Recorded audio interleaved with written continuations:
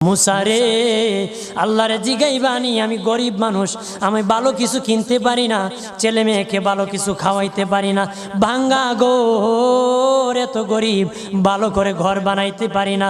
আল্লাহরে জিগাইবানি কি করলে আমার উন্নতি হবে, ধনী হবে।